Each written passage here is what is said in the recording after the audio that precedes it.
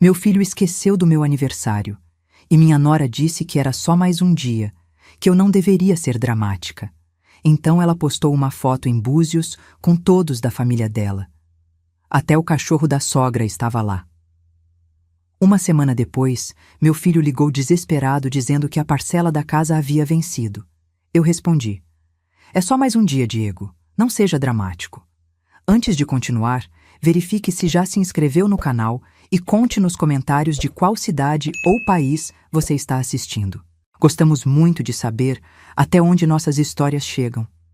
Meu nome é Carmen, tenho 64 anos e moro em Belo Horizonte. Sou viúva há 4 anos e trabalhei durante 32 anos como funcionária pública na prefeitura. Sempre acreditei que a família era o bem mais precioso que uma pessoa poderia ter. Durante toda a minha vida, construí minha identidade em torno de ser mãe, esposa e o porto seguro emocional para todos que precisavam de mim. Quando meu marido Antônio faleceu de infarto, pensei que meu mundo havia desabado. Foram 40 anos de casamento, uma vida inteira construída ao lado dele. Nos primeiros meses de viuvez, foi meu filho Diego quem me deu forças para seguir em frente. Ele vinha me visitar quase todos os dias, trazia a esposa Marina e conversávamos por horas na varanda da minha casa no bairro Funcionários. Diego sempre foi um filho que me orgulhava. Formou-se em administração, conseguiu um bom emprego como gerente de vendas numa empresa de equipamentos industriais, comprou casa própria no bairro Burites e se casou com Marina há 5 anos. Financeiramente, ele nunca dependeu de mim. Sempre teve vida estável, salário bom, carro novo na garagem. Mas ao longo dos anos, percebi que desenvolvemos uma dinâmica peculiar. Sempre que surgia algum imprevisto na vida dele, eu era a primeira pessoa que ele procurava. Não eram situações de miséria ou desespero real. Diego tinha seu dinheiro, suas economias, seu emprego seguro. Mas quando o carro bateu e ele quis trocar por um modelo melhor ao invés de apenas consertar, eu ajudei com a diferença. Quando decidiram reformar a cozinha porque Marina achou que estava muito datada, eu contribuí com uma quantia considerável. Quando o cunhado se formou e eles queriam dar um presente especial, novamente recorreram à minha poupança. Nunca me importei com isso. Na verdade, me sentia útil, necessária. Ter condições de ajudar meu único filho me preenchia de uma sensação de propósito que a viuvez havia levado embora. Marina sempre foi educada comigo, mas percebia uma certa distância, como se eu fosse uma figura protocolar em suas vidas, alguém que merecia respeito por ser a mãe do marido, mas não alguém com quem ela genuinamente se importava. Tudo parecia funcionar bem nessa nossa dinâmica familiar. Eu tinha meu papel definido, a mãe amorosa que estava sempre ali quando precisavam, e eles tinham o deles. O casal jovem que tocava a vida com a tranquilidade de saber que tinham uma rede de apoio confiável. Até que chegou meu aniversário de 64 anos, uma data que para mim carregava um peso emocional especial, porque seria o primeiro aniversário em que eu completaria mais um ano de idade que meu marido viveu. Antônio morreu aos 63 anos, e de alguma forma simbólica, eu sentia que estava adentrando um território desconhecido da vida. Nos dias que antecederam a data, comecei a planejar mentalmente uma pequena reunião familiar. Nada grandioso, apenas um jantar simples na minha casa, talvez um bolo de chocolate que Diego sempre adorou, uma conversa gostosa na sala que ainda guardava as lembranças dos tempos em que éramos uma família completa. Não cheguei a falar sobre meus planos, mas tinha certeza de que Diego e Marina apareceriam, como sempre faziam nas datas importantes. O dia chegou numa quinta-feira ensolarada de março. Acordei mais cedo que o normal, arrumei a casa, fui ao supermercado comprar ingredientes para fazer o almoço especial. Passei a manhã cozinhando, imaginando o momento em que ouviria a campainha tocar e veria o sorriso do meu filho na porta. As horas foram passando. 12:00, 1h, 2h da tarde. Nenhuma ligação, nenhuma mensagem, nenhuma visita. Tentei justificar na minha cabeça. Talvez Diego estivesse com muito trabalho. Talvez Marina tivesse esquecido de lembrá-lo. Talvez eles aparecessem à noite com uma surpresa. Quando chegaram 6 horas da tarde, decidi ligar.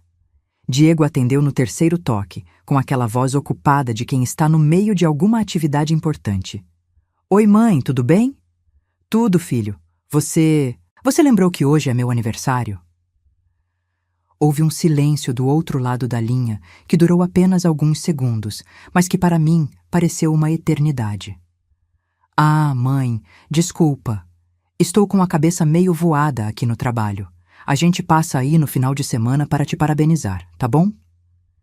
Antes que eu pudesse responder, ouvi a voz de Marina ao fundo, pegando o telefone das mãos dele. Carmen, é só mais um dia, não seja dramática. A gente tem muita coisa para resolver aqui. Aniversário a gente comemora quando dá, não precisa ser exatamente no dia. E desligou. Fiquei ali parada, segurando o telefone mudo, tentando processar o que havia acontecido.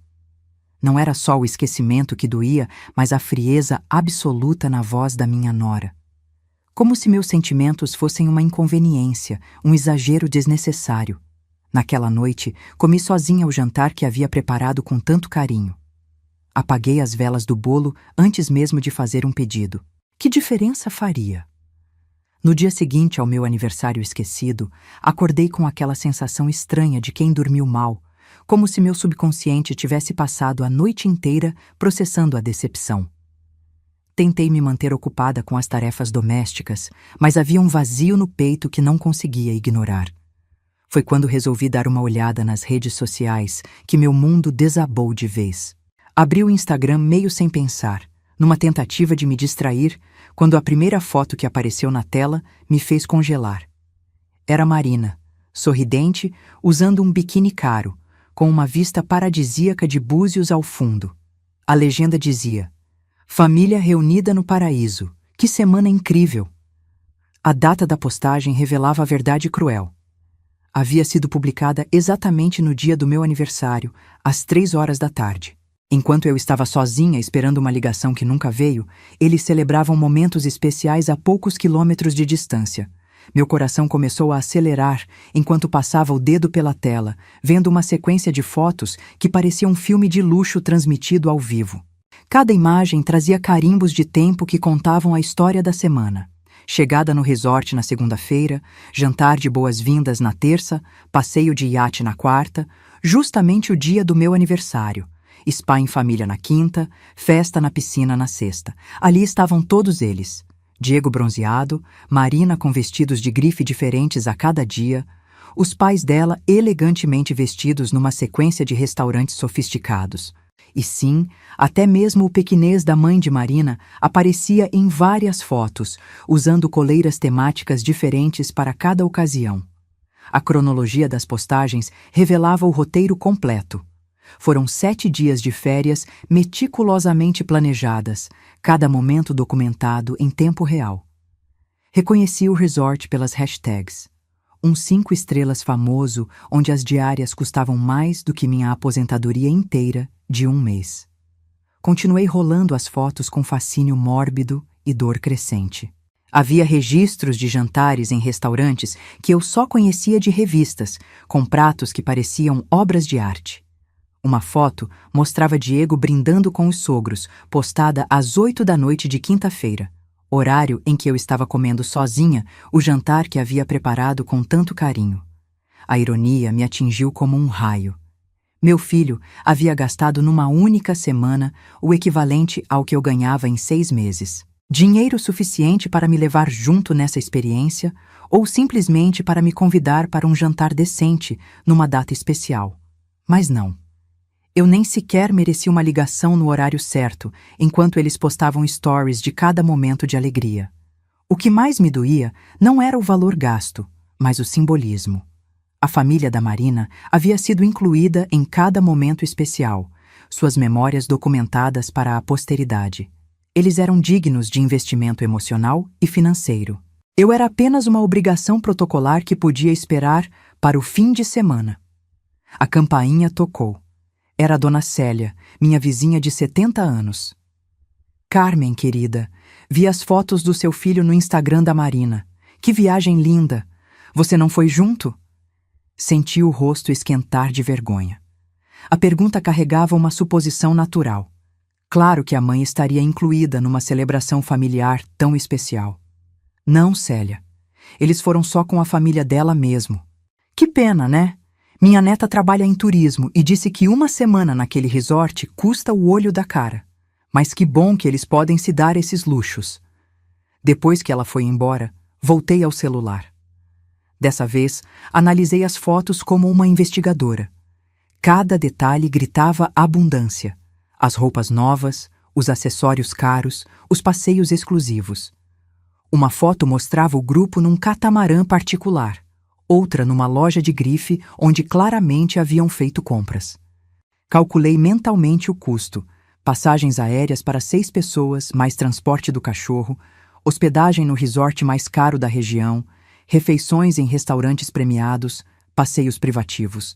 Facilmente R$ 50.000. R$ 50.000 gastos para criar memórias com os sogros, enquanto sua própria mãe não merecia nem R$ 50 numa lembrança de aniversário. O telefone tocou. Era minha comadre Lúcia, madrinha de Diego. Carmen, vi as fotos do Diego em Búzios. Mas me diz uma coisa, como é que ele não te levou junto? Você que sempre foi tão próxima dele. Tive que inventar uma desculpa sobre não gostar de viagem, mas percebi que mais pessoas estavam fazendo a mesma pergunta óbvia. Onde estava a mãe do Diego? A ausência era tão gritante que se tornava o elefante na sala. Durante a tarde, continuei recebendo comentários. A farmacêutica da esquina mencionou as fotos. A moça do banco fez comentários sobre como meu filho estava curtindo a vida. Cada interação era uma pequena humilhação. Eu me sentia como se usasse uma placa no peito. Sou a mãe que não foi considerada importante o suficiente. Voltei para casa com uma clareza dolorosa se formando na mente. Não era sobre o dinheiro gasto na viagem, nem sobre não ter sido convidada. Era sobre o que aquelas escolhas revelavam sobre meu lugar real na vida do meu filho. Para Diego, eu era uma figura de conveniência. Alguém que estava sempre ali quando ele precisava, mas que podia ser facilmente esquecida nos momentos de prazer e celebração. A família da Marina merecia investimento, atenção, experiências especiais. Eu merecia apenas ser lembrada quando houvesse problemas para resolver. Naquela noite, fiquei acordada até tarde, olhando o teto e me perguntando quando exatamente havia me tornado uma figura tão secundária na vida da pessoa que eu mais amava no mundo. Pela primeira vez em 4 anos de viuvez, senti que a solidão mais dolorosa não era a ausência do meu marido, mas a presença indiferente e seletiva do meu filho. Nos dias que se seguiram à descoberta das fotos de Búzios, algo mudou dentro de mim. Era como se uma lente embaçada tivesse sido limpa, permitindo que eu enxergasse com clareza dolorosa um padrão que havia se repetido durante anos sem que eu percebesse.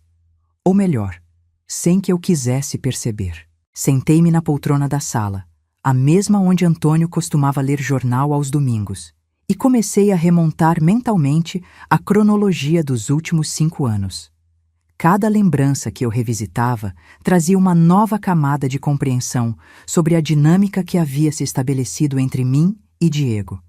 A primeira situação que me veio à mente foi o acidente de carro, há 3 anos. Diego havia batido o carro numa manhã chuvosa de maio. Nada grave, apenas uma batida na lateral que poderia ser facilmente consertada. Mas quando ele me ligou, sua voz carregava um tom de urgência que me fez correr para ajudá-lo. Mãe, o seguro vai demorar uma eternidade para liberar o conserto. Preciso do carro para trabalhar. Se eu complementar a diferença, consigo trocar por um modelo melhor, mais seguro. Você poderia me ajudar com 15.000? Lembro-me de como ele havia apresentado a situação. Não era apenas sobre consertar o carro, mas sobre segurança, necessidade, urgência profissional. Como eu poderia negar? Peguei o dinheiro da poupança que havia juntado durante meses de economia, dinheiro que eu guardava para uma eventual emergência médica, e entreguei a ele sem questionar. Diego saiu da concessionária com um carro 0 quilômetro, sorrindo como um menino que havia ganhado o presente dos sonhos. Marina estava com ele, radiante, tirando fotos ao lado do veículo novo. Eles postaram nas redes sociais, celebraram com amigos, fizeram uma pequena festa para estrear o carro novo. Eu não fui convidada para a comemoração. 6 meses depois, foi a vez da cozinha. Marina havia decidido que a cozinha da casa deles estava completamente ultrapassada e precisava ser reformada com urgência antes de receberem a família dela para o Natal. Novamente, o mesmo tom de necessidade inadiável. Mãe, encontramos um designer incrível que pode fazer tudo em um mês, mas precisa ser agora, senão não fica pronto a tempo. São 22 mil, mas vai valorizar muito a casa. Você sabe como a Marina fica estressada quando a casa não está perfeita para receber visitas. Mais uma vez, peguei dinheiro da conta poupança. Mais uma vez, eles celebraram o resultado nas redes sociais, com fotos da cozinha impecável, da mesa posta para o jantar de Natal, da família de Marina admirando cada detalhe da decoração. Eu fui convidada apenas para a ceia de Natal, quando a casa já estava pronta e todos os elogios já haviam sido feitos. O padrão ia se desenhando com nitidez cruel na minha memória. Sempre que algo bom acontecia na vida deles, sempre que havia algo para celebrar, para compartilhar momentos especiais, a família privilegiada era a de Marina. Mas quando surgiam problemas, quando precisavam de soluções rápidas e práticas, eu era a primeira ligação da lista. Lembrei-me da formatura da irmã de Marina em medicina. Diego me ligou explicando que queriam dar um presente realmente especial para marcar a ocasião. Um relógio suíço que custava 8 mil reais. Você sabe como é importante para a Marina mostrar que a família dela é valorizada, mãe. A irmã sempre foi muito estudiosa, merece esse reconhecimento. E houve também o casamento do melhor amigo de Diego. Eles queriam dar um presente que marcasse presença na lista. Um jogo de cristais importados que custou 4 mil reais. Mãe, é importante mantermos nossa posição social no grupo. Você entende, né? Cada situação havia sido apresentada como uma emergência, uma necessidade inadiável, uma questão de princípios ou valores familiares. E eu, movida pelo amor maternal e pelo desejo de ser útil, havia respondido sempre da mesma forma, abrindo a carteira e oferecendo soluções financeiras. O que me doía profundamente ao rever essas memórias não era nem mesmo o dinheiro gasto. Era a percepção cristalina de como eu havia sido reduzida a uma função utilitária na vida do meu filho. Eu era a conta poupança de emergência da família, sempre disponível, sempre confiável, sempre disposta a resolver problemas financeiros. Mas jamais era considerada digna de participar das celebrações, das conquistas, dos momentos felizes. Peguei uma folha de papel e comecei a fazer as contas. 15 mil do carro, 22 mil da cozinha, 8 mil do presente de formatura, 4 mil do presente de casamento. Eram apenas os valores que conseguia lembrar com precisão. Havia outras pequenas ajudas ao longo dos anos. Pneus novos, manutenção do ar-condicionado, parte da lua de mel que ficou mais cara que o esperado. No total, eu havia investido mais de 60 mil reais na vida confortável do meu filho nos últimos 5 anos. 60 mil reais que poderiam ter me proporcionado experiências incríveis, viagens, cursos, uma vida social mais ativa. Ou simplesmente a tranquilidade financeira de saber que eu tinha uma reserva sólida para minha própria velhice. Mas o que mais me perturbava era o silêncio que se instalou após meu aniversário. Já haviam se passado 5 dias desde a ligação fria de Marina. 5 dias desde que eu havia sido descartada como dramática, por ousar esperar um mínimo de consideração. Diego não havia ligado, não havia mandado uma mensagem, não havia dado qualquer sinal de que se lembrava da existência da própria mãe. O contraste era gritante. Quando eles precisavam do meu dinheiro, eu recebia ligações carinhosas, visitas estratégicas, jantares onde era tratada como a matriarca querida da família. Diego trazia flores, Marina fazia elogios à minha comida, eles me incluíam nas conversas e me faziam sentir importante. Mas nos intervalos entre uma necessidade financeira e outra, eu simplesmente deixava de existir para eles. Não havia ligações espontâneas para saber como eu estava. Não havia convites para participar de programas simples. Não havia interesse genuíno pela minha vida, meus sentimentos, meus planos. Eu era uma apólice de seguro humana. Estava ali quando precisavam, mas podia ser guardada na gaveta quando não havia crises a resolver. A realização mais dolorosa veio quando comecei a comparar meu tratamento com o que a família de Marina recebia. Eles eram convidados para todos os eventos, incluídos em todas as celebrações, considerados dignos de investimento emocional e financeiro. Até mesmo o cachorro da sogra de Diego tinha mais valor sentimental do que eu. Naquela noite, olhando para o telefone silencioso ao meu lado, entendi que havia chegado ao fundo do poço de uma relação que eu havia permitido se deteriorar até este ponto. Eu havia ensinado meu filho a me tratar como uma conveniência, aceitando migalhas de atenção em troca de investimentos constantes. Pela primeira vez em anos, senti raiva. Não apenas tristeza ou decepção, mas uma raiva limpa e necessária.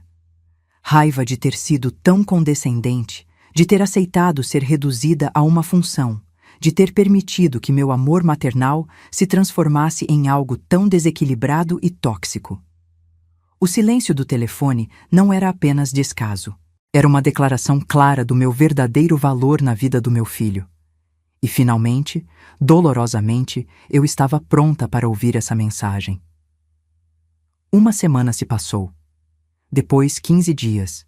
Depois, um mês inteiro desde meu aniversário esquecido, e o telefone continuou mudo. Não houve uma ligação tardia pedindo desculpas. Não chegou uma mensagem explicando o mal-entendido. Nenhum buquê de flores com um cartão arrependido. O silêncio de Diego era mais eloquente que qualquer palavra poderia ser. Durante essas semanas de espera, descobri um tipo de solidão que nem mesmo os primeiros meses após a morte de Antônio haviam me proporcionado. Quando meu marido morreu, eu chorava a perda de alguém que me amava profundamente.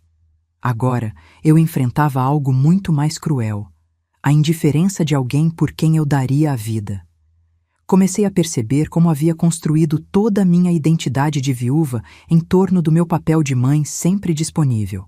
Nos 4 anos desde que perdi Antônio, sempre que alguém me perguntava como eu estava lidando com a viuvez, minha resposta automática era: "Ah, ainda bem que tenho meu filho. Diego sempre cuidou muito bem de mim." Que mentira patética eu vinha contando para mim mesma. A verdade era que eu havia usado minha utilidade como mãe para mascarar o vazio imenso que a morte do meu marido havia deixado. Quando Diego me procurava para resolver seus problemas financeiros, quando ele trazia Marina para jantar depois de pedir algum favor, quando eles me incluíam temporariamente em seus planos, eu me sentia viva novamente. Sentia que ainda tinha propósito, que ainda era necessária no mundo. Mas necessária não é a mesma coisa que amada. E eu estava finalmente compreendendo a diferença brutal entre essas duas realidades.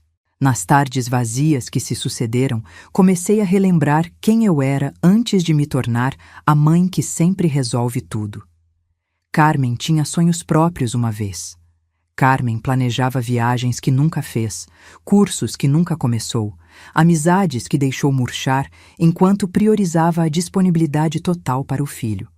Lembrei-me de quando Antônio morreu e várias amigas me convidaram para atividades, grupos de apoio, aulas de dança, tardes de bridge. Eu sempre recusava com a mesma desculpa. "Obrigada, mas prefiro ficar disponível para o Diego. Ele está passando por um momento difícil também, perdendo o pai." Que piada cruel. Diego estava passando por um momento difícil, enquanto tocava sua vida normalmente. Trabalhava, saía com a esposa, fazia planos. Eu é que havia me tornado uma prisioneira voluntária da minha própria disponibilidade. Certa manhã, enquanto tomava café sozinha na cozinha, tive uma revelação que me cortou como uma lâmina. Peguei meu celular e comecei a rolar pelos contatos. Quantas pessoas eu realmente poderia ligar naquele momento, não para pedir ajuda ou resolver problemas, mas simplesmente para conversar, para dividir uma risada, para me sentir conectada ao mundo? A lista era assustadoramente curta. Durante anos, eu havia negligenciado todas as outras relações da minha vida para estar sempre pronta para quando Diego precisasse de mim. Havia colegas de trabalho com quem perdi contato, vizinhas que pararam de me convidar depois de tantas recusas, primas que deixaram de compartilhar suas vidas comigo porque eu só falava sobre meu filho. Eu havia me transformado numa versão unidimensional de mim mesma. Não era mais Carmen, a mulher que adorava ler romances históricos, que sonhava em conhecer Portugal, que tinha um talento natural para cuidar de plantas. Eu era apenas a mãe do Diego, uma função que ele acionava quando conveniente e desligava quando desnecessária. A percepção mais dolorosa veio numa tarde de chuva, quando folheava um álbum de fotos antigo. Ali estavam registrados os primeiros anos de casamento com Antônio, quando Diego era pequeno. Nas fotos, eu sorria com uma alegria genuína, espontânea. Meus olhos brilhavam com planos, sonhos, expectativas sobre o futuro. Comparei aquela mulher da foto com a pessoa que eu havia me tornado. Quando foi que parei de sonhar com meu próprio futuro e passei a viver apenas através das necessidades do meu filho? Quando foi que minha felicidade ficou tão dependente da aprovação e da presença de Diego? A viuvez havia me assustado tanto que eu me agarrei ao único vínculo familiar que me restava, transformando-o numa tábua de salvação.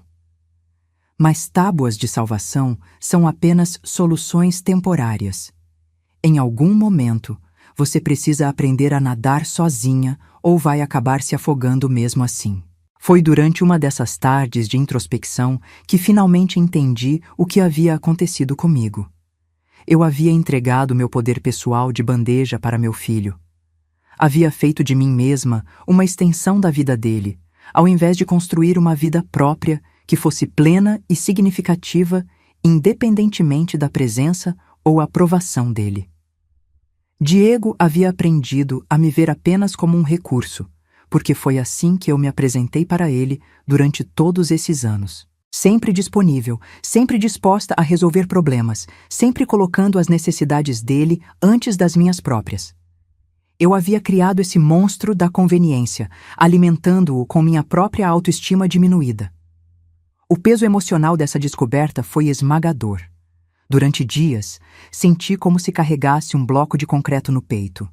A dor não era apenas sobre o desprezo do meu filho, mas sobre todos os anos que eu havia desperdiçado sendo uma versão menor de mim mesma. Mas junto com a dor veio algo que eu não esperava. Uma espécie de alívio.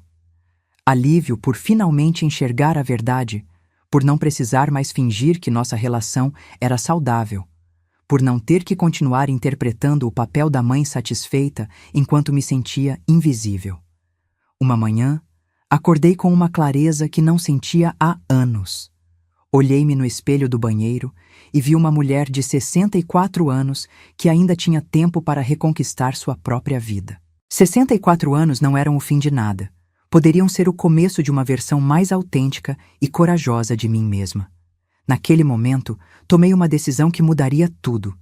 Eu não iria mais esperar que Diego se lembrasse da minha existência. Não iria mais organizar minha vida em torno da disponibilidade para resolver os problemas dele. E, principalmente, da próxima vez que ele me procurasse, seria ele quem descobriria que nem sempre posso estar disponível quando conveniente para ele. Algo precisava mudar na minha vida.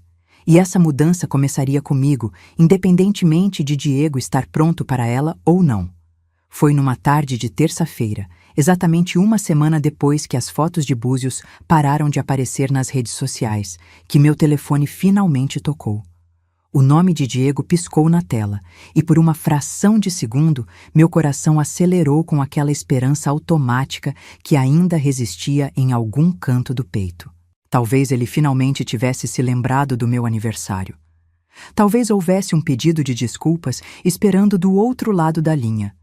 Atendi no terceiro toque, controlando o tom de voz para soar natural. Alô? Mãe, graças a Deus você atendeu. A voz de Diego estava carregada de uma urgência que eu reconhecia muito bem. Era o mesmo tom de todas as outras vezes. Preciso muito da sua ajuda. É uma emergência. Não houve um "como você está?". Não houve um "desculpa não ter ligado antes". Foi direto ao ponto, como sempre acontecia quando ele precisava de algo. Senti algo endurecer dentro do meu peito, uma espécie de blindagem emocional se formando automaticamente. O que aconteceu, Diego? Mãe, a parcela da casa venceu hoje e eu estou sem dinheiro. Completamente sem dinheiro. Se eu não pagar até às 6 da tarde, vou entrar em inadimplência e isso vai virar uma bola de neve terrível. Você sabe como essas coisas funcionam. Olhei para o relógio. Eram 13h30 da tarde. Claro que ele havia deixado para me ligar na última hora, quando o desespero já havia se instalado completamente e eu seria forçada a tomar uma decisão rápida, sem tempo para pensar ou questionar. E por que você está sem dinheiro, Diego? Perguntei, mantendo a voz calma, embora por dentro uma tempestade de emoções começasse a se formar. Houve uma pausa do outro lado da linha. Eu podia quase ouvir o cérebro dele funcionando, procurando a versão da história que soaria mais convincente, mais urgente, mais digna de compaixão. Olha, mãe, você sabe como é. As coisas ficaram mais apertadas esse mês. Tivemos algumas despesas inesperadas e... Ele hesitou, depois continuou com uma sinceridade que me pegou desprevenida. A verdade é que os pais da Marina fizeram alguns comentários sobre nossa situação financeira no último encontro familiar. Eles questionaram se estávamos realmente estáveis, se eu conseguia sustentar a filha deles no padrão que ela merece. Eu quis mostrar que estamos bem de vida, sabe? Acabei exagerando na viagem, gastei até a reserva de emergência. Ali estava a confissão crua, sem filtros. Diego havia torrado R$ 50.000, não por necessidade, mas por orgulho ferido, para provar um ponto para sogros que duvidavam dele. E agora, com o ego temporariamente massageado, enfrentava as consequências práticas dessa demonstração de poder. Não imaginei que a parcela viria tão rápido, continuou ele, e eu quase ri da ingenuidade daquelas palavras. Como se prestações de casa fossem algo imprevisível, surpresas que surgem do nada. Despesas inesperadas. A viagem planejada com meses de antecedência, as reservas no resort 5 estrelas, os jantares em restaurantes caríssimos, tudo isso havia se transformado em despesas inesperadas na narrativa dele. Quanto você precisa? Perguntei, minha voz ainda controlada, mas com um tom que ele não conseguiu identificar. São R$ 4.500. Eu sei que é um valor alto, mãe, mas é realmente uma emergência. Se você puder fazer uma transferência agora, eu corro no banco e resolvo tudo antes das 6. R$ 4.500. O valor de uma das jantares que ele havia postado em Búzios. O preço de 2 diárias no resort, onde havia hospedado a família inteira da Marina. Uma quantia insignificante perto do que ele havia torrado para impressionar os sogros, mas que para ele agora representava uma emergência digna de pânico. Diego, comecei, e havia algo diferente no meu tom de voz, algo que nem eu mesma reconhecia completamente. Você se lembra de quando foi meu aniversário? Outro silêncio. Mais longo desta vez. Eu podia sentir a confusão dele atravessando a linha telefônica. Mãe, olha, eu sei que esqueci do seu aniversário, tá? Desculpa por isso, mas agora não é hora de falar sobre isso, é? Preciso resolver essa situação urgente da casa. Depois, a gente conversa sobre o aniversário com calma. A frieza daquelas palavras me atingiu como um tapa. Mesmo agora, mesmo precisando desesperadamente da minha ajuda, ele ainda conseguia minimizar meus sentimentos, transformar minha dor legítima numa inconveniência que poderia ser tratada depois, com calma. Foi nesse momento que algo se rompeu dentro de mim. Não foi raiva explosiva, não foi drama ou gritaria. Foi algo muito mais poderoso, uma clareza gelada, cirúrgica, que cortou através de todos os anos de condicionamento maternal. Lembrei-me das palavras exatas que Marina havia dito no dia do meu aniversário. Cada sílaba gravada na minha memória como ferro em brasa. E, de repente, soube exatamente o que precisava fazer. Diego, disse eu, e minha voz saiu com uma calma que me surpreendeu. É só mais um dia. Não seja dramático. O silêncio que se seguiu foi ensurdecedor. Podia ouvir a respiração dele do outro lado, acelerada, confusa, tentando processar o que havia acabado de ouvir. Como é, mãe? Você ouviu direito. É só mais um dia de parcela vencida. Não precisa ser dramático por causa disso. Essas coisas acontecem. Mãe, você não está entendendo. Se eu não pagar hoje, vai virar uma bola de neve. Vou ter juros, multa, meu nome vai sujar no SPC. Isso é sério. E você acha que meu aniversário não era sério, Diego? Minha voz continuava calma, mas havia uma firmeza ali que nem eu sabia que possuía. Você acha que 64 anos de vida não merecem nem uma ligação na hora certa? Mãe, pelo amor de Deus, agora não é hora de falar de aniversário. Preciso de R$ 4.500 urgente. E eu precisava de um filho presente no meu aniversário. Mas aparentemente, nem tudo o que precisamos é uma emergência, não é mesmo? Podia sentir o desespero dele crescendo do outro lado da linha. Era provavelmente a primeira vez na vida adulta que ele ouvia um não meu. A primeira vez que sua conta poupança de emergência não funcionava quando acionada. Mãe, você não pode estar falando sério. Nunca me negou ajuda antes. Talvez seja a hora de você aprender a resolver seus próprios problemas financeiros, Diego.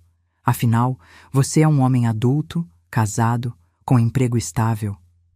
Mas, mãe, é só um empréstimo. Você sabe que eu sempre pago de volta. Como você pagou os 15 mil do carro? Ou os 22 mil da cozinha? Silêncio total. Mãe, a ligação está cortando, filho. Boa sorte com sua emergência. E desliguei. Minhas mãos tremiam levemente enquanto colocava o telefone sobre a mesa. Era a primeira vez que eu dizia não para meu filho quando ele realmente precisava. Nunca me senti tão assustada. E nunca me senti tão livre. Nos dias que se seguiram àquela ligação, descobri que Diego não aceitou meu não tão facilmente quanto eu havia imaginado.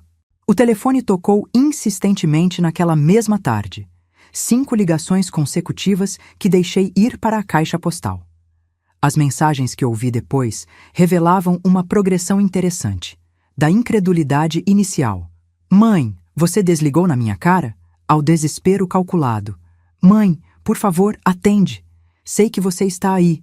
Até a tentativa de manipulação emocional. Você realmente quer ver seu próprio filho perder a casa? Na manhã seguinte, Marina apareceu na minha porta. Não com brigadeiros desta vez, mas com os olhos vermelhos e uma pose dramaticamente fragilizada. Carmen, o Diego passou a noite inteira tentando resolver essa situação. Ele ligou para todos os amigos, foi ao banco, tentou negociar com todo mundo. Você é a única pessoa que pode ajudar agora. Observei-a representar, notando como ela havia escolhido roupas mais simples, menos maquiagem, uma vulnerabilidade ensaiada que contrastava brutalmente com as fotos glamurosas de Búzios. Marina, tenho certeza de que vocês encontrarão uma solução. Diego é um homem inteligente e capaz. Mas Carmen, ela tentou o apelo final. Família é família, não é? Exatamente, respondi com uma serenidade que me surpreendeu. E família deveria lembrar dos aniversários. Foi nessa mesma semana que o destino começou a mostrar suas cartas de forma implacável. Soube, através da dona Célia, que Diego havia perdido o emprego.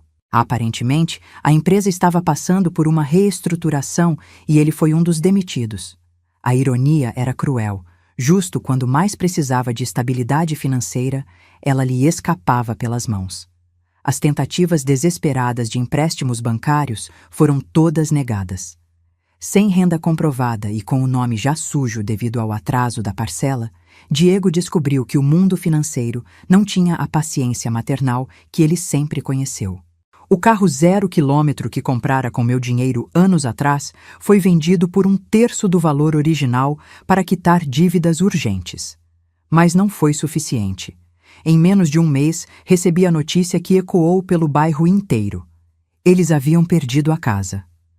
A mudança para um apartamento alugado num bairro bem mais modesto aconteceu numa tarde chuvosa de quinta-feira.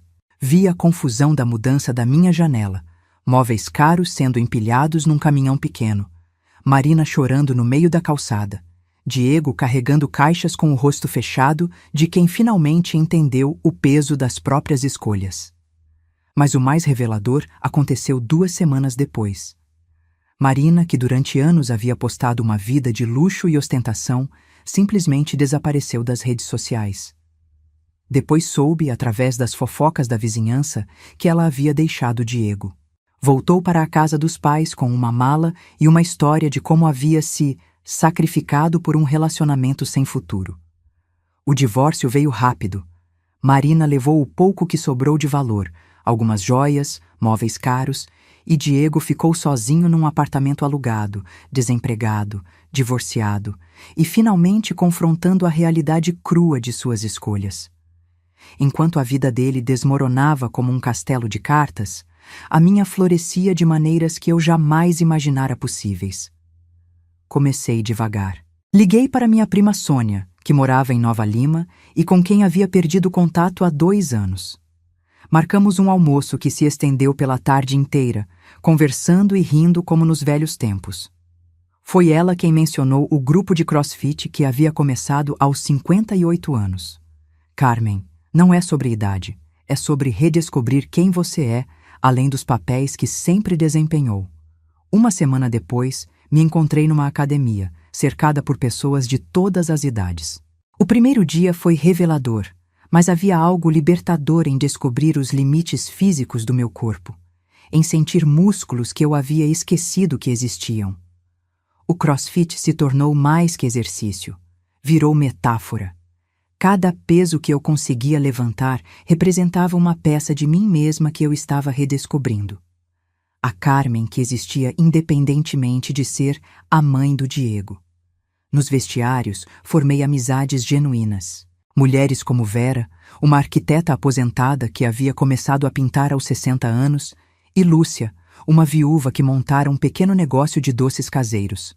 Conversas que giravam em torno dos nossos próprios sonhos, medos e descobertas.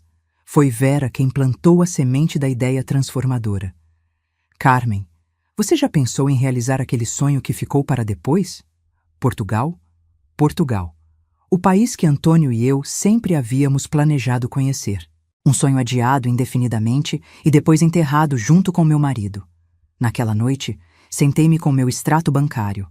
O dinheiro que eu não havia emprestado para Diego estava ali, intocado.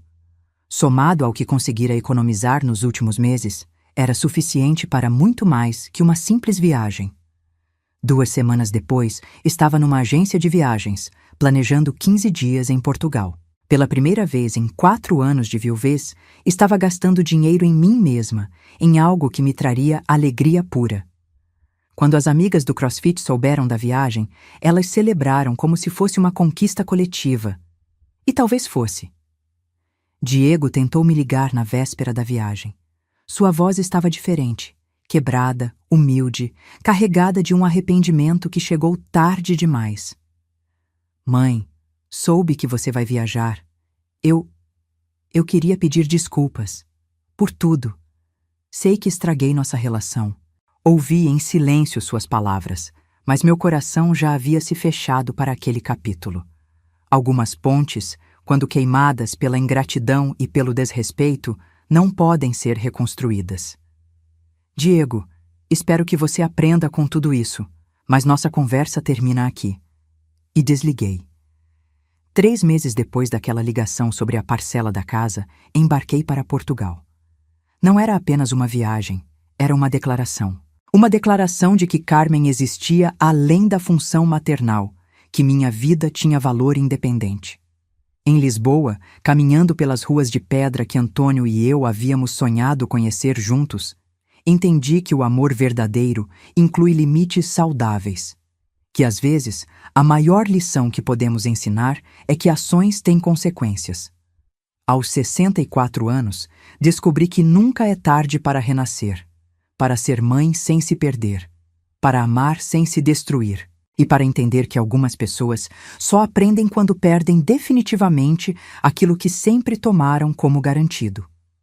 A justiça, descobri, não vem sempre através da vingança, mas através da vida seguindo seu curso natural. Diego e Marina colheram exatamente o que plantaram, e eu finalmente colhi minha liberdade. Se essa história mexeu com você, não deixe de assistir ao próximo vídeo que está aparecendo aí na tela. Ele traz uma reviravolta surpreendente e emocionante que vai te prender do começo ao fim.